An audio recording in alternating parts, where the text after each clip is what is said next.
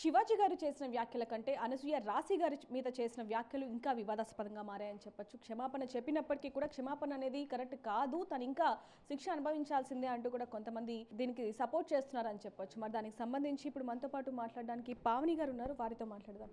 నమస్తే మ్యామ్. ఇప్పుడు వరకు మీరు చాలా మటుకు మాట్లాడడం జరిగింది, కానీ ఇప్పుడు తాజాగా అనసూయ క్షమాపణ కూడా చెప్పింది. దానికి సంబంధించి ఏం చెప్తారు మీరు? అనసూయ మాట్లాడింది 100% తప్పని మాత్రం నేను చెప్తా. ఇంకొక విషయం ఏంటంటే, తప్పు చేసి ఇప్పుడు సారీ అని చెప్తున్నారు. మరి సారీ చెప్పగానే దొంగతనం చేసినోని కూడా, వ్యభిచారం చేసినోని కూడా, హత్యలు చేసినోని కూడా తప్పు అయింది అన్నప్పుడు వదిలేసేయాలి. మరి ఇవన్నీ కోర్టులు, ఇవన్నీ జైలు, ఇవన్నీ అవసరం లేదు. నువ్వు ఒక మహిళ అయ్యండి ఇంకొక మహిళ గురించి ఎట్లా మాట్లాడుతావు? ఆమె ఇంకొక హీరోని, నువ్వన్న ఒక యాంకర్వి, ఆఫ్టర్ ఆల్ యాంకర్వి. ఆమె గురించి అట్లా మాట్లాడే రైట్ నీకు ఎవరిచ్చారు? ఇప్పుడు నువ్వు కూడా ఒక మహిళ, నీకేమవుతున్నాయో ఆమెకు అవే ఉంటాయి. ఆమె ఫలాలు ఏంటివి, ఎట్లుంటాయి చూపించగలుగుతావా? సారీ నువ్వు అసలు సారీ చెప్పలేదమ్మా. 100% నేను చెప్తా, ఆమె సారీ మాత్రం చెప్పలేదు, వెట్టకారంగా చెప్పింది.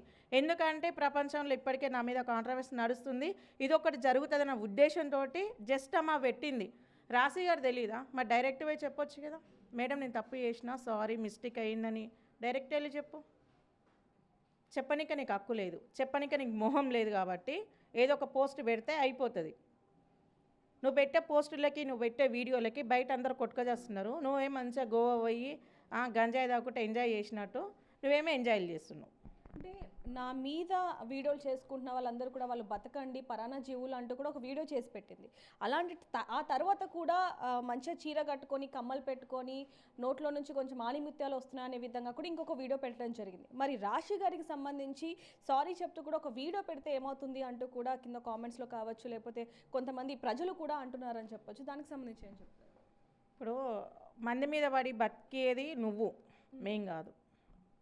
ఫస్ట్ అది గుర్తుపెట్టుకొని, జీవుల గురించి మాట్లాడే అర్హత కూడా నీకు లేదు. జీవి కూడా దాని కష్టం చేసుకొని అది బతుంది. నీ వల్ల సొసైటీకి దరిద్రం పట్టుకుంది, అదొకటి నువ్వు గుర్తుపెట్టుకో.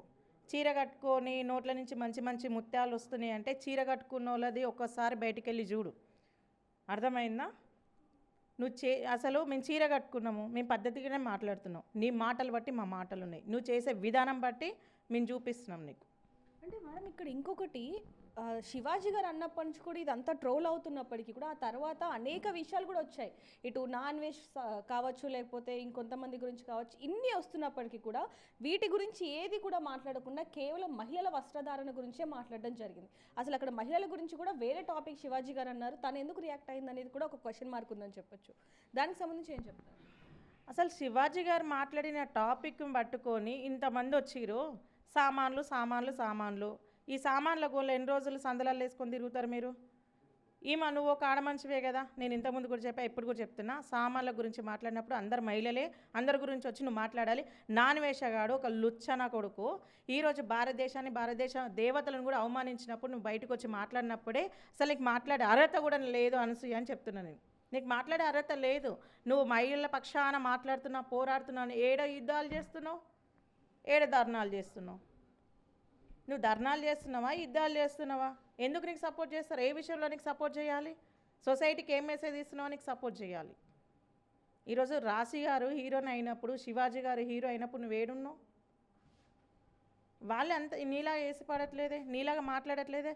ఆమె రాశి గారు నువ్వు వచ్చి నాకు సారీ చెప్పమని చెప్పలేదు, నువ్వు మాట్లాడింది తప్పు అని చెప్పింది ఆమె. నీకు అంతగానం ఎందుకమ్మా నీకు బలుపు? ఏం చూసుకొని ఇవాళ డబ్బు చూసుకోనా? ఆ రోజు ఇంకొకటి కూడా పెట్టిందమ్మ, నాకు అంతగానం తెలీదు, అంతగానం నాకు జ్ఞానం లేదు, నాకు తెలుగు రాదు, నాకు శక్తి సరిపోలేదంట. మరి పక్కింటి కాడ తెచ్చుకోపోయినా ఇంత శక్తి కిరాయికి? ఛానల్ కూడా ఉంది, ఆ ఛానల్కి వెళ్ళనే తీసుకునేది ఏంటి, వస్తుండే నీకు శక్తి.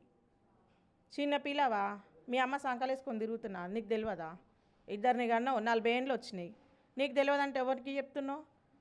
ఏ ఊర్లో ఉట్టి పెరిగినావు? గట్కేశ్వరే కదా, నీకు తెలుగు రాదా సక్క? ఏమొచ్చు మరి? నీకు వచ్చిన భాషల్లోనే తప్పైందని ఒప్పుకో, బయటకు వచ్చి వీడియో పెట్టు కనీసం. అది పెట్టనిక మొహం లేదు, ఎందుకంటే అందరు చెప్పులు తీసుకొని నేను కొడతారు కాబట్టి. చెప్పులు తీసుకొని కొడతారు బయటకు వస్తే. ఎవరు మేడం, ఇక్కడ ఇంకొకటి తన కొడుకు కూడా అనడం జరిగింది, నువ్వు ఇలాంటి బట్టలు వేసుకోకమ్మా అన్నప్పుడు ఎవరు నువ్వు అని చెప్పి కొడుకుని అన్నింది అంటే రేపు పొద్దున అతను ఏ పెంపకంలో పెరుగుతున్నట్టు, అసలు ఏంటి అసలు? ఇప్పుడు ఆవు గెట్టున మేస్తే దూడ పోయి శీలం అయ్యేదు, రెండొకటి కాడ మేస్తే. నువ్వు సన్నాసి అయినప్పుడు నీ కొడుకు బుద్ధిమంతుడు ఎట్లయితాడు? వాడిగితే సన్నాసి అవుతాడు.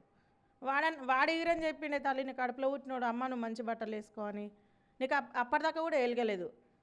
కనీసం నీ తల్లిదండ్రుల కన్నా ఎందుకు తెలివి లేదు, ఎందుకు బుద్ధి లేదు? ఇంకా నెక్స్ట్ పెళ్ళిళ్ళు కావాల్సిన మీ చెల్లెళ్ళు ఉన్నారు, వాళ్ళకి ఎట్లాంటి వాళ్ళు వస్తారు? నీ మొహం చూసి ఆ పిల్లలకు పెళ్ళిళ్ళు అన్న అవుతాయా? నువ్వే బెత్తడు వేసుకుంటున్నావు బట్టలు, మరి రేపు నీ కోడలు మొత్తం ఇప్పేసుకునే తిరుగుతారేమో. ఇక్కడ ఇంకోటి మేడం, ఇంత జరుగుతున్నా కూడా కొన్నిటి మీద స్పందించకుండా ఎటకారంగా వీడియోలు చేస్తున్నారు అనసూయ గారు అంటూ కూడా కొంతమంది అంటున్నారు. మరో పక్క చూసుకుంటే హస్బెండ్ ఎందుకు ఖండించట్లేదు ఈ విషయాలని అంటూ కూడా ఇంకొన్ని వస్తున్నాయి. దానికి సంబంధించి ఏం చెప్తారు? హస్బెండ్ ఎందుకు మాట్లాడతాడు? ఇప్పుడు ఆడంగా మూట వస్తుంది అమ్మ వల్ల, ఎందుకు మాట్లాడతాడు? ఇప్పుడు మామూలు వాళ్ళని ఆడమాను, కనీసం ఒక చీర కరెక్ట్గా కట్టుకోపోతేనే తిడతారు. అనసూయ సంపాదిస్తుంది కదా, ఆ మూట తీస్తుంది, స్విమ్మింగ్ పూల్లో బాగుంది కంఫర్ట్గా, దేశాలు తిప్పుతుంది కాబట్టి అందుకే అనట్లేదు. అరే నువ్వు ఇప్పటివరకు నేను మళ్ళీ చెప్తున్నా, చీర గురించి మాట్లాడే అర్హత నీకు లేదు, మా గురించి మాట్లాడే మహిళల గురించి మాట్లాడే అర్హత కూడా నీకు లేదు అనసూయ, ఫస్ట్ అది గుర్తుపెట్టుకో. నీకు దమ్ము ధైర్యం ఉంటే ఈరోజు శివాజీ గారి మీద మాట్లాడినావు కానీ నాన్వేషణ గురించి మాట్లాడు, నేను కూడా వచ్చి నీకు సపోర్ట్ చేస్తాను. నాతో పాటు ఇంకా 10 మందిని తీసుకొని వచ్చి సపోర్ట్ చేపిస్తాం. ఎందుకంటే మన భారతదేశాన్ని అవమానించిండు కాబట్టి. నాన్వేషణ గురించి నువ్వు ఒక వీడియో పెట్టి నీకు ధైర్యం ఉంటే, ఎందుకంటే పెట్టలేవు, నీకు అంత దమ్ము లేదు, నీకు అంత ధైర్యం లేదు, అంత దమ్ము లేదు. ఏంటంటే మోరి లాంటి నోరు వేసుకొని ఏదో ఒకటి మాట్లాడేస్తే అయిపోతుంది. గొడవలు పెడుతున్నావు, సైలెంట్గా ఉంటున్నావు. నీకు దమ్ము ధైర్యం ఉంటే నాన్వేషణ గురించి మాట్లాడు, ప్రతి ఒక్కరం వచ్చి నీకు సపోర్ట్ చెప్పితే అప్పుడు మాట్లాడు. సో చూస్తున్నాం కదా, అనసూయ చేసిన వ్యాఖ్యలు కూడా శివాజీ గారు చేసిన వాటి మీదనే మాట్లాడింది కానీ నా అన్వేషణ మాట్లాడుతున్న వాటి మీద మాత్రం స్పందించలేదు. ఒకవేళ దాని మీద కనుక స్పందిస్తే మేమందరం కూడా మీకు సపోర్టివ్గా ఉంటామంటూ కూడా పావని గారు చెప్తున్నారని చెప్పొచ్చు. మరి దానికి సంబంధించి మీరేమంటారు అనేది కింద కామెంట్ చేయండి. మరిన్ని వార్తల కోసం చూస్తూనే ఉండండి big TV. For more videos like this, subscribe Big TV channel.